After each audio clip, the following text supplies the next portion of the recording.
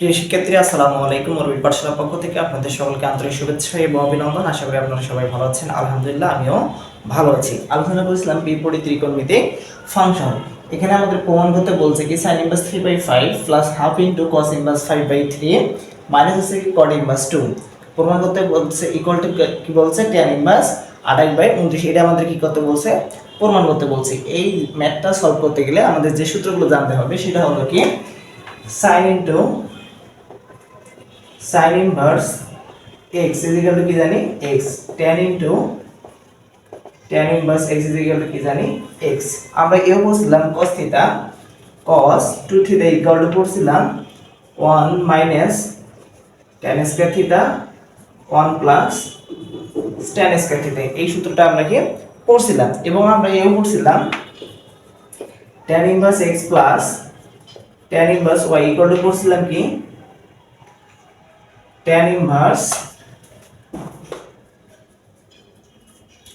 x plus y by কত হচ্ছে 1 minus xy। এই সূত্রগুলো কি আমরা পড়ছিলাম। আমাদের এই ম্যাথ সলভ করতে গেলে এই সূত্রগুলো আমাদেরকে লাগবে। এবং আমরা একটা কি পড়ছিলাম, যেমন এখানে দেয়া আছে sin inverse 3/5, এটা যেমন একটা কি দেয়া আছে, কোণ আকারে দেয়া আছে। এই কোণটাকে আমরা কিসে একটা কনভার্ট করছিলাম, এটা ত্রিভুজে কনভার্ট করছিলাম। সো আমরা এখন এই ম্যাথটা কি দেখবো, সলভ দেখবো। ফার্স্ট অফ অল আমাদের দেখতে হবে, দেখো এর আগের ম্যাথগুলো যখন আমরা সলভ করছি তখন দেয়া ছিল sin inverse 3/5, দেয়া ছিল tan inverse something, cot inverse something, cos inverse something. কিন্তু বাট এখানে আমার এই ম্যাথটা সলভ করতে গেলে দেখতে হবে দেয়া আছে কি cos inverse সামনে কি দেয়া আছে সহগ। যদি আমাদের কোনো ম্যাথে এরকম কি দেয়া থাকে, সহগ দেয়া থাকে, তাহলে সেটাকে কি নিতে হবে, ধরে নিতে হবে।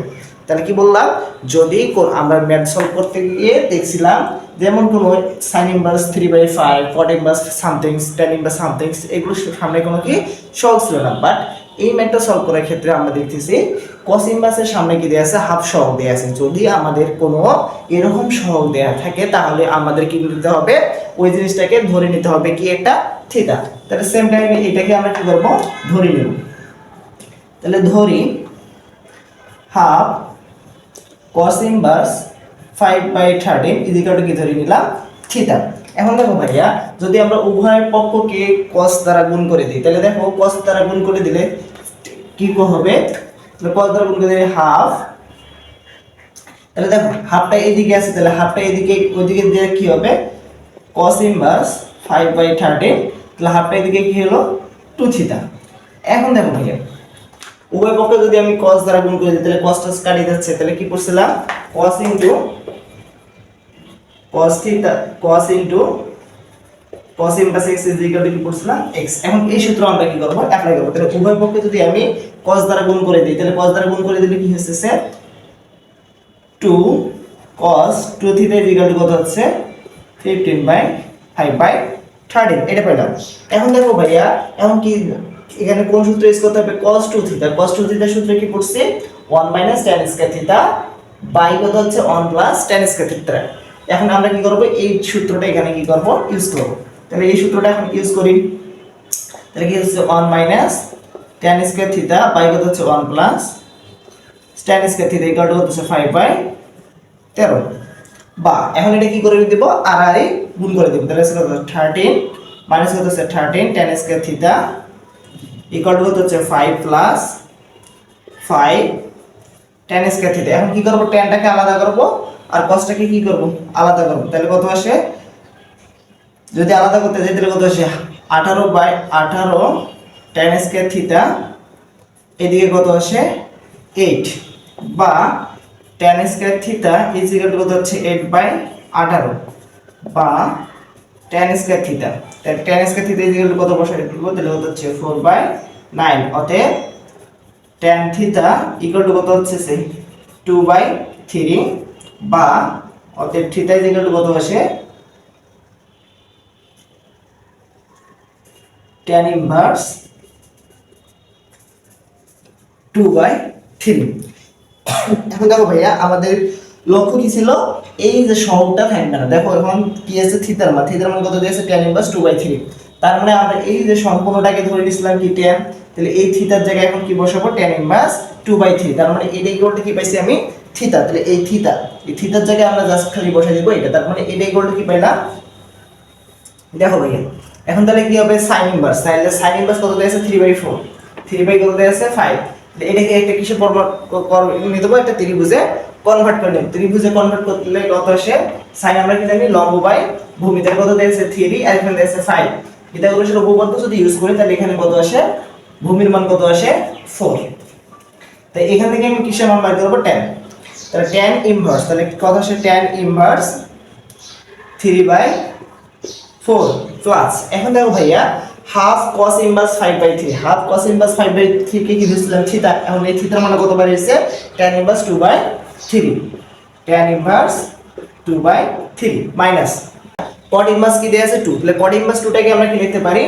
tan ইনভার্স হাফ, এটা লিখতে পারলাম।